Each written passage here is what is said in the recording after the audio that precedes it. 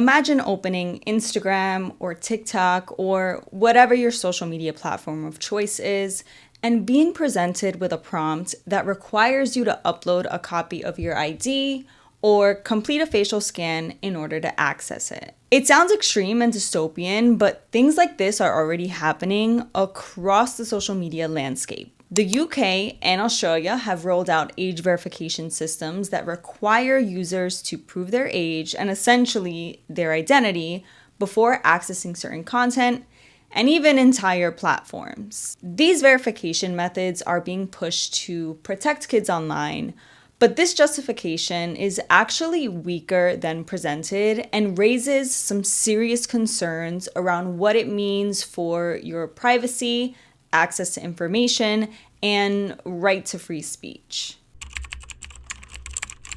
Age verification on social media is the process of verifying a user's age before granting them access to certain platforms or platform features. Now, age verification has been a thing we've all participated in, specifically by noting our date of birth when registering an account, which is a result of the Children's Online Privacy Protection Act that passed back in 1998, restricting the collection of data from children under 13 without parental consent. Basically, every time you've entered your birth date to make a social media account or clicked yes to confirm you're over a certain age on a website, that's a platform's way of having you self-report your age, so that they know whether they can legally collect your data or need to ask for parental consent. But as of late, new and extensive age verification measures are starting to be introduced, with some platforms now requiring users to verify their ages by either submitting a government-issued ID like a passport or a license, or some other ID verifying information like a selfie, bank, or even credit statement. We've seen this with Reddit implementing age verification for UK users, which, according to users in the Ask UK subreddit, ended up blocking a Sims 4, mechanical keyboard, and trees forum. And just this past December of 2025,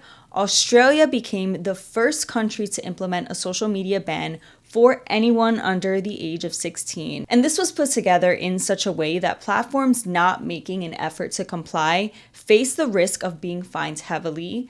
And as a result, it effectively forced platforms to implement age verification to limit their liability, which has in turn forced some adults to have to participate. In fact, a 25-year-old user in the Ask an Australian subreddit claims that Snapchat actually locked them out of their account and requested a face scan in order for them to regain access, including having them open and close their mouths. And here in the US, COSA, aka the Kids Online Safety Act, is being pushed at the federal level with support from folks across the aisle, including sitting members of Congress, which would create essentially the same dynamic here that's now at play in Australia. Platforms are also starting to prepare for this shift on their own, including Discord, which has announced plans to eventually require age verification no matter where users are based. This collective push towards age verification isn't isolated to one country or a handful of platforms either. Poland recently announced plans to implement a social media ban for anyone under the age of 15. Regulatory agencies like the FTC are even signaling their support for age verification, and app stores are starting to do the same, with Apple specifically noting that users who don't confirm their age in certain regions won't be able to either download or make in-app purchases. So there are real legislative and platform level efforts to make this a reality, and it's happening very quickly. So why now? Why are governments and platforms suddenly pushing age verification? Well, the public answer is youth mental health concerns, with major institutions like the US Department of Health and Human Services, the World Health Organization, and many more signaling alarms about how social media contributes to worsening mental health in kids. But when you look at the data, that's debatable. Now, the thing about these claims is that while social media can absolutely be a contributing factor to a kid's worsening mental health, there's not much evidence that provides a direct cause and effect relationship And even researchers themselves say this. In the Social Media and Adolescent Health Consensus Report, it's explicitly noted that it's difficult to establish a cause and effect relationship because there's also some associations between social media use and social connectedness, which creates positive outcomes. Additionally, exposure to social media isn't proof of social media causing negative mental health changes because many kids are already experiencing poor mental health and then just turn to social media as a means of escape. So just because heavy social media use and anxiety and depression, etc., can often go together, it doesn't mean that one directly causes the other. And even when researchers do find a connection between social media use and a kid's worsening mental health, that impact is actually pretty small. For example, one study looked at over 350,000 teenagers and found that social media use explains less than half of 1% of the differences in how they were feeling. And this makes sense because a lot of what shapes a young person's mental health comes from various factors like their home environment, academic pressure, and social dynamics at school. Now, this isn't to say that social media doesn't or can't contribute to harm. It absolutely can. It's just that the research supporting this idea that social media is a huge driver of mental health crisis in kids is actually fairly limited. And that distinction is a very important one because if we start to create laws based on correlation alone,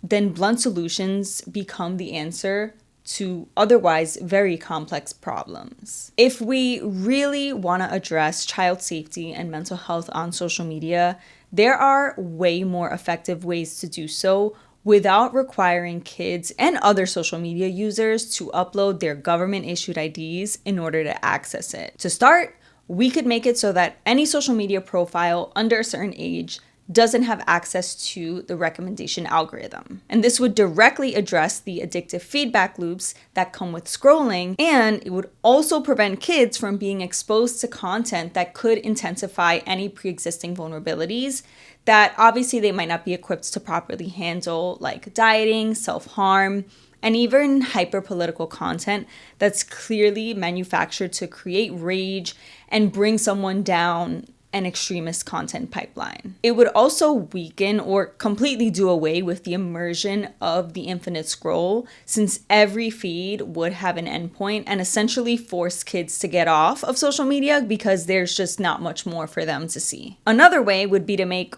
all accounts for kids under a certain age group be locked as private and have no ability to DM adults. And aside from platform mechanics, we could be investing in digital education and literacy programs that equip kids to understand how things like parasocial relationships, pipelines, and disinformation manifest online. All of these solutions actually address the mechanics of social media that can encourage overuse and create unsafe interactions in the first place. But age verification doesn't really do any of that. All it does is add an identity checkpoint at the door, and one that people can work around, which we'll get to, while keeping the environment exactly the same. And this is where the conversation shifts, because if age verification isn't doing anything to actually address the root of the problem, then all it's doing is tying everything you say and engage with online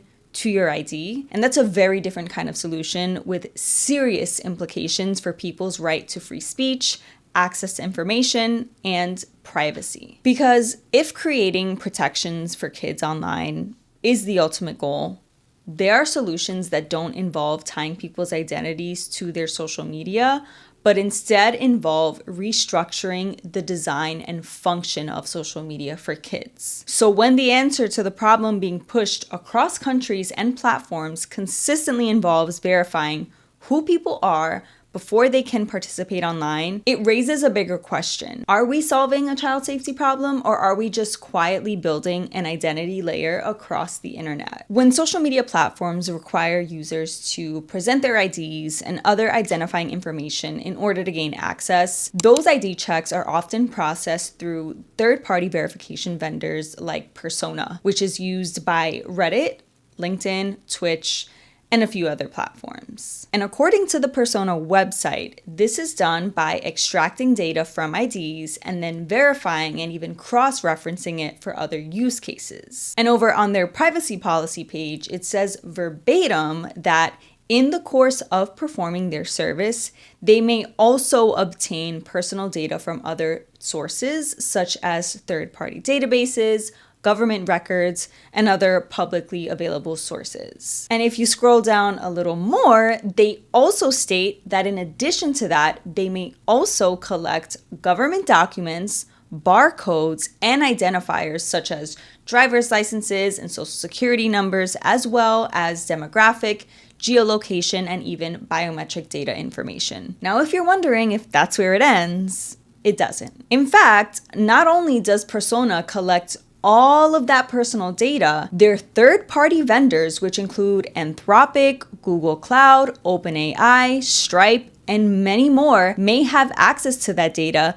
since Persona uses those companies' data infrastructures to help run parts of their verification services. And let's not forget that no company is immune to data leaks and breaches, no matter how big and how much money and how many team members are behind it. It's happened to Facebook, it's happened to Reddit, it's happened to LinkedIn, X, and many more. Mind you, most of these breaches only include information exclusive to each platform, like a platform's username and passwords that are being used, which is inconvenient, but obviously easy to address because you can change your password in less than a minute. But imagine how much more severe breaches like these can be when they're happening to platforms that hold all of the sensitive information that comes with an ID or a bank statement. Access to information comes into question with age verification as well. Specifically, who gets to decide what content should be age restricted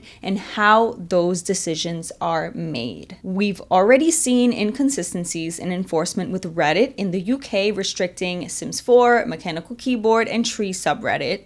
So what happens if and when those lines get blurrier? Does content discussing depression or self-harm recovery or other elements of mental health get restricted? That might be useful for kids who don't feel safe or want to talk about these things with the adults in their lives. And that might also potentially lock out adults who are having similar struggles and don't feel comfortable submitting sensitive information to platforms. Not everyone has access to or even can afford a therapist. And what about content around reproductive health and other education? Something especially important for young people navigating puberty, and obviously the same is applicable for adults. What about access to content about politics? Should kids be cut off from that because it's deemed mature? I think kids deserve to know what's going on in the world. And should adults potentially be locked out of the information ecosystem? When John Davidson's Tourette's made him tick at the BAFTAs, some creators with Tourette's were sharing their experiences with the disorder on TikTok. Would educational content such as that be age restricted if the person sharing their experience has a tic that includes profanity? What's worth restricting is largely subjective, and so this not only runs the risk of over-blocking content, it also runs the risk of restricting legitimately valuable information that young people and adults might need. Last but not least, age verification raises serious concerns about free speech because when access to social media platforms are tied to people's government IDs, I cannot stress that enough, then anything you say online is tied to you by design, which will make people feel less inclined to speak up about anything, but especially their government. It's a perfect example of the chilling effect at play, which is when people withhold expression for fear of retaliation, prosecution, or punitive governmental action. And this generally occurs when a law is either too broad or too vague. It's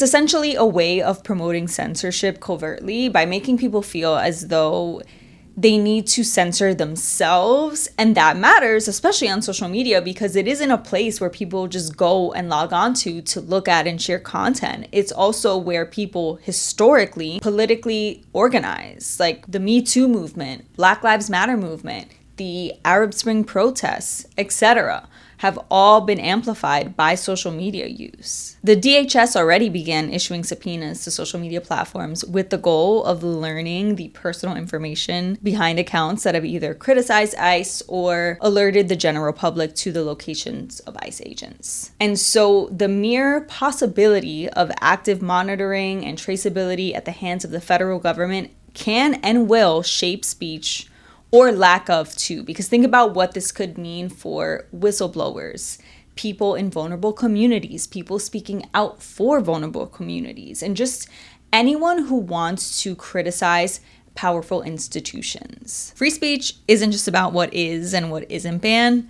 It's also about feeling safe enough to speak at all. Even if age verification didn't carry any privacy, access to information, or free speech implications, it has its own set of limitations that make it fairly easy to work around. First of all, it's been easily bypassed by VPNs and borrowed IDs, and it's also proven to be inaccurate at reading people's ages, producing false positives that give children and adults the wrong type of access. Also, what does it mean for the undocumented who don't have government-issued IDs and don't want to potentially risk being flagged?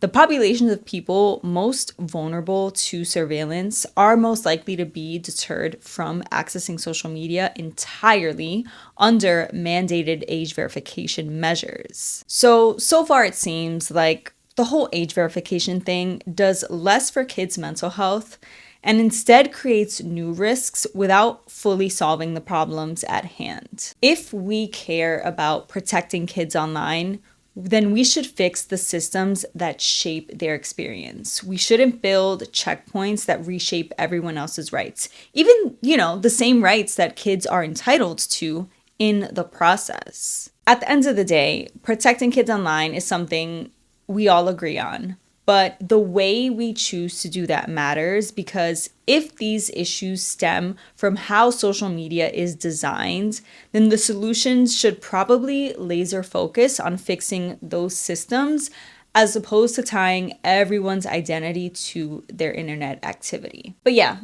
I'd love to hear what you think about all of this, so feel free to share your thoughts in the comments below. I'm happy to engage with more discussion, and thank you so much for watching. I'll see you on the next one.